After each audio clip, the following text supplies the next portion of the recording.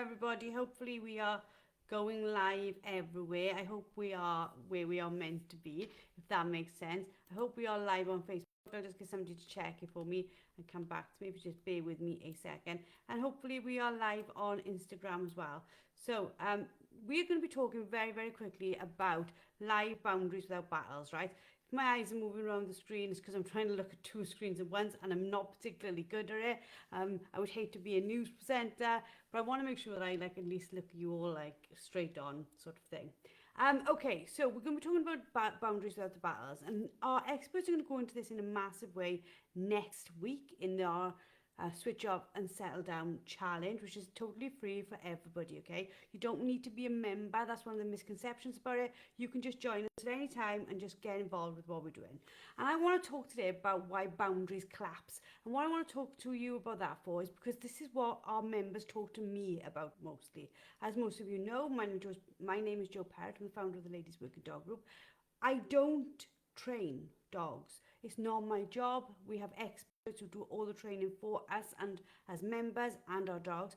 But I do have a unique perspective in the fact that I am the person who speaks to hundreds and hundreds of members every day about what they struggle with. So I know what you struggle with, probably 99% of the time, because I'm hearing it all the time and I have been for nearly a decade now. And our boundaries with our dogs collapse in the home mostly. That's where it basically starts, okay? We teach invisible rules that we don't mean to, they just sort of happen. And what I mean by that is we give them patterns of behavior that they learn, and in learning those patterns of behavior, they decide what they can and can't get away with. So if you're with me and you're live on your lunch today, give me a lunch in the comments so that I can see that you are here. If you're watching this on replay, just give me a replay so that I know that you didn't join us in lunch. I'd really like to know whether you're joining us for lunch or for replay, because I want to see if lunchtime ones work, whether me talking to you guys then is a good time to talk to you. So we talked over the last 2 days about patterns, emotional states, and signals. And once you see that, you get a clearer picture of what's going on with your dog. Number one, I think the root cause of why this sort of collapses for people is the rules change with context. So the dog that learns that sometimes something applies. And what I mean by that is the dog may learn that with you, you do not break that boundary.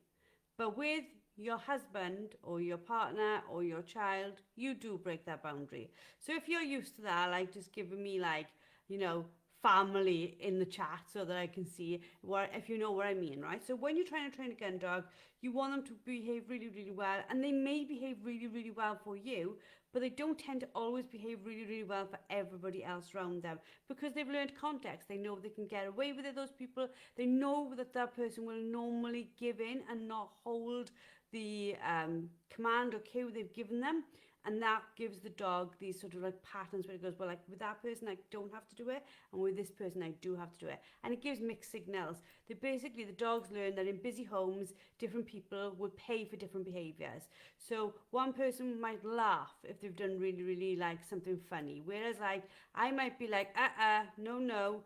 My husband might be laughing. My daughter might cuddle the dog when he jumps up on her, whereas I might not do that. So they tend to work that out pretty quickly. They're really, really good manipulators, and not in an aggressive or nasty sense, because that wouldn't be fair to say to them, but they're just really good at getting what they want.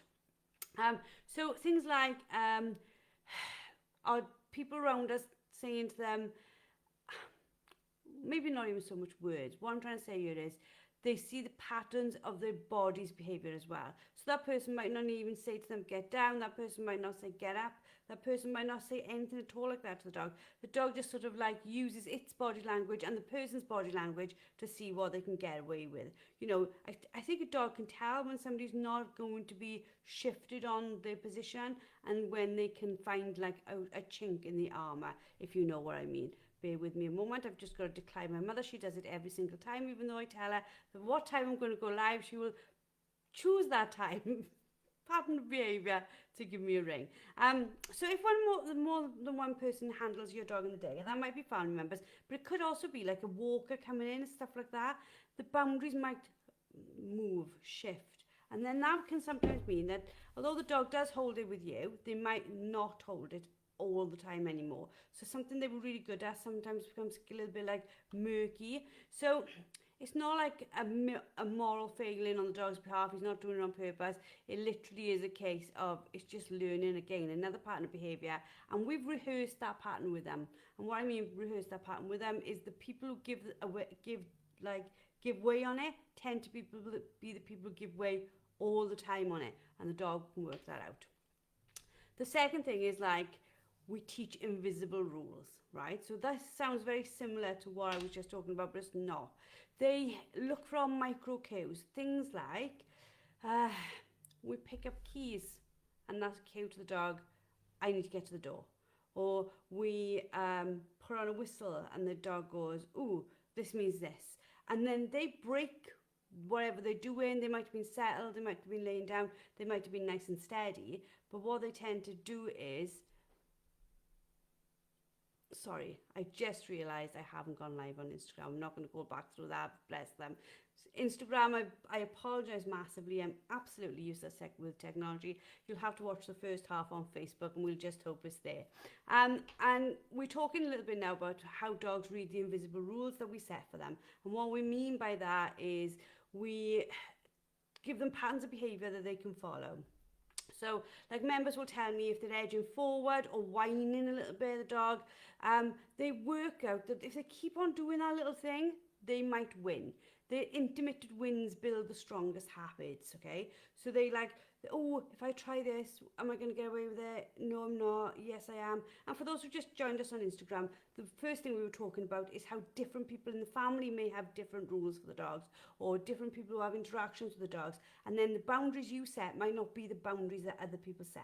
So that can give the dog a boundary break, because they learn quickly who will let them get away with what, and they will try it on with the people who are maybe a little bit firmer in holding what they're doing. So if your dog has got what I call tells, comment in the chat tells, because they're things like they read them up. You open the fridge and the dog's like, oh, I know what that means. You're going to get some food out. I'm there. I'm going to get involved there. Your laptop closing. A routine in the night, like ours know. It's really like odd. They know when we are getting up to go to the toilet, getting up to go and get a snack, or getting up to go to bed. There's something in the shift in our behaviour. They will literally take themselves out of the living room, they're laying by the fire, and they'll go and wait by their crate, as if to say, we know what comes next. We haven't said anything to them. They just follow that pattern of behaviour, if that makes sense. So human tells back predict what's going to happen. So what I mean by that is, like, we make the eye contact, we put our hand in our pocket to grab something, we do something, and the dog goes, you're going to break on this one, and you're going to let me get away with not holding that boundary today.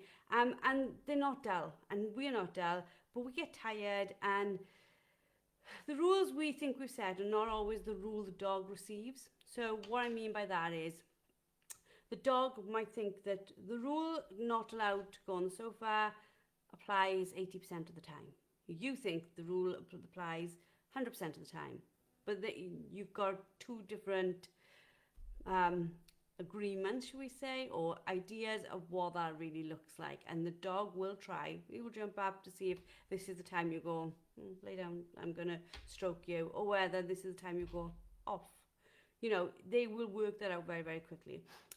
Boundaries are exhausting in the home, and we talk about this with our members quite a lot. Our breeds came from a history of living in kennels.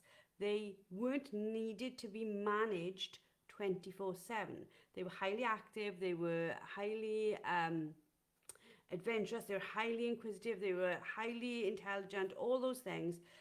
But they didn't need to be managed all day, because they would come out, do their job, and then they'd go back in the kennel.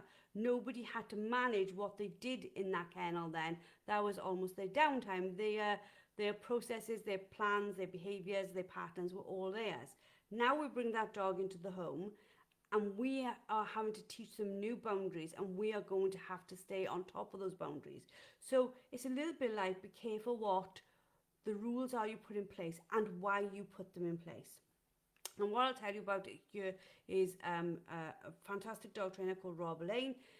I can always remember having a conversation with him and I was like, I can't get them to settle in one place. And he was like, why have they got to settle in one place? And I was like, what do you mean? Because I want them to settle on that one place. And he said, tell me, does it matter where they settle as long as they settle? And I was like, well, no, it doesn't matter where they settle. And he was like, well, is that a boundary you need to have? Does the boundary have to be you settle in your bed? Or is the boundary you settle in the house? And I was like, what is the rule? And for us, we have to think about that. What are the rules we set for our dogs and why are they the rules? Like, we don't have to follow everybody else's rules or everybody else's patterns.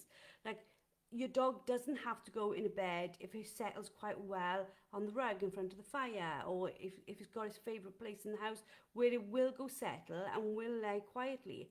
You know, think of what you're asking for and why you're asking it to be that way.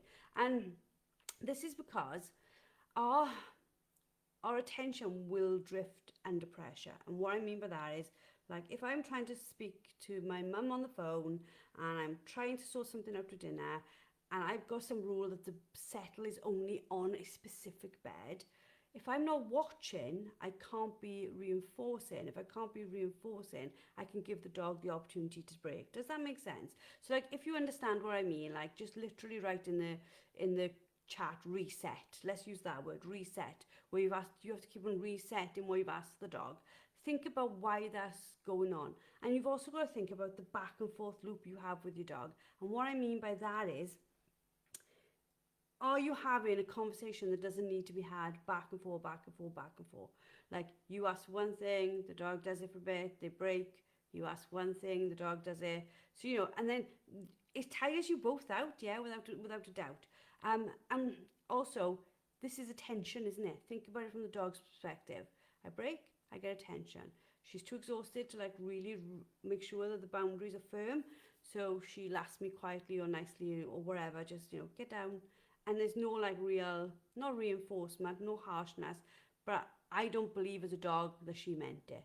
So I'll try again and see if I get the same response, because she's tired and there's a lot going on. And will there be this point where the criteria she set me has drifted because too much is going on in her head as well? Do you know what I mean by that?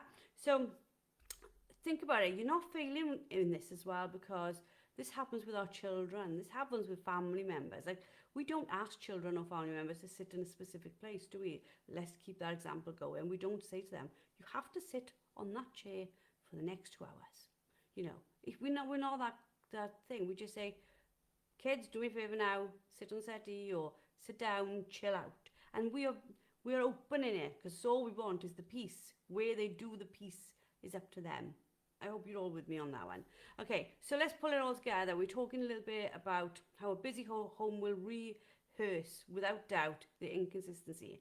The invisible rules will be rewarded by persistence, where they just whine and creep and all those little things. And the battle will continuously add fuel to their arousal, because they're getting attention from us. Seen together, all those three things, the collapse is absolutely predictable, isn't it? Because there's just too much going on for us to put in place boundaries that are going to stay regimented. I want to talk quickly, because I'm just looking at the time, because I don't want to take you longer than I said it is about just thinking between now and the start of our challenge on Monday. What are, like, the predictors? We're going to talk about it a little bit more on Monday as well. Think about when your dog reacts. What did you do before he reacted? So don't, like, overanalyze it, because we're going to go through it all on Monday.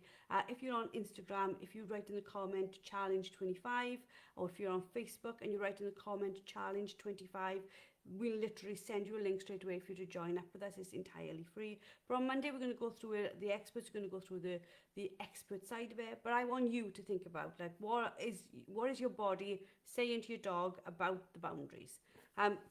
Are your signals saying go, and is the dog signals going, yeah, no problem, I'm ready? Okay, so we've gone through it. Boundaries collapse where the rules change, where they change with context, who is dealing with them, why they're dealing with them that way, what they can get with.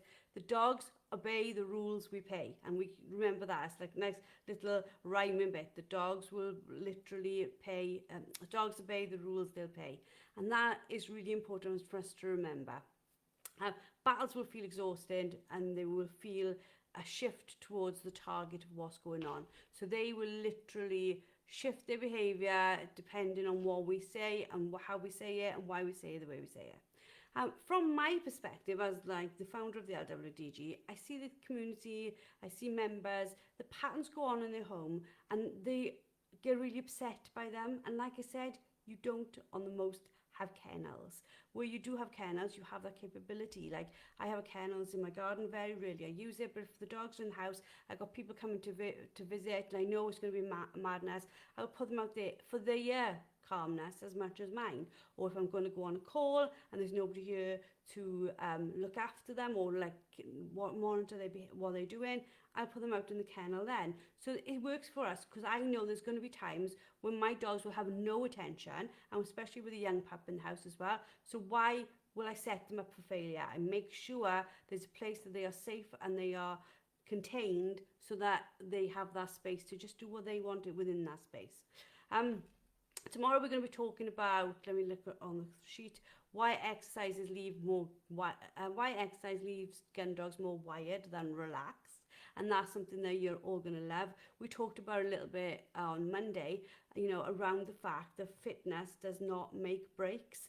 And that's really important for us to understand as owners. We think if we go and walk and walk and walk and walk, the dog will be fine. And it's actually most times quite the opposite if we haven't taught them how to switch off and settle down. So I hope you've enjoyed. If you've enjoyed, give me like a karma in the chat so that I know you're calmer about going forward and that all these little mini sessions are helping you. We are with you from Monday from 8 o'clock. You can join any point in the week and the replays will be in the group, okay, for that week. So if you're like, oh my God, I'm working on like Wednesday night, don't worry about it. The replays will be in there. They'll all be added to the Facebook guide. Because this is all going to run in a challenge group. If you've signed up, I've sent you an email with a link to the challenge group, okay? It's a hidden challenge group. If you add yourself onto it so that when we open the doors on Saturday, you are ready to go in and it's going to be super, super fun. There are, I think, 1,950 of you registered. Loads of you registered after yesterday's mini session, which is brilliant. I can see people writing karma. I can see people joining. Hi, Anella. I lost my track of thought there. See, and this is why I don't make myself responsible for everything the dog does, because he'd get away with murder. And then on next Friday, we're going to have a big switch. We've got £500 worth of gift vouchers that we are going to be giving away next week, plus some other stuff. It's going to be absolutely crazy. So make sure you enjoy your time with us next week and join us for it so that we can help you to switch your dog off and get them to settle down. Speak to you all soon. Goodbye, everyone.